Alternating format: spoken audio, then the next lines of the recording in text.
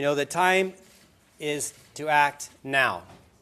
The nation is watching. Frankly, the world is watching right here in Sacramento. We have these incidents too often in our great country, but we had one unnecessary killing right here in our own backyard of my hometown of Sacramento. It saddens me to see the attention on our hometown, but also inspires me that it's time to act here in California.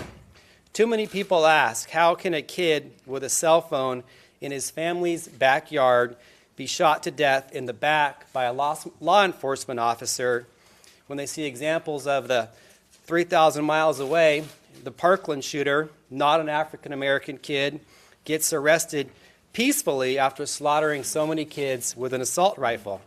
That's the question too many of us ask. Again, the time is now to act, time for California to step up.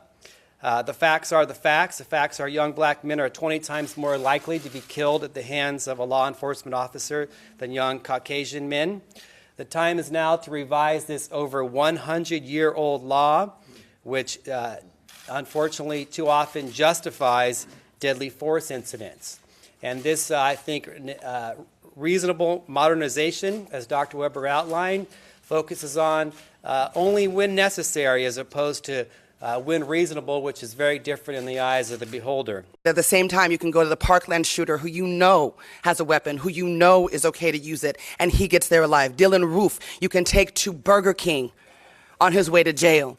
But they handcuff our dead black and brown bodies before even attempting to render medical aid. Enough is enough. This law, we think, will help prevent needless loss of life by having law enforcement agencies focus on increased training with de-escalation, with new officers going through the academy, but as well as existing police officers.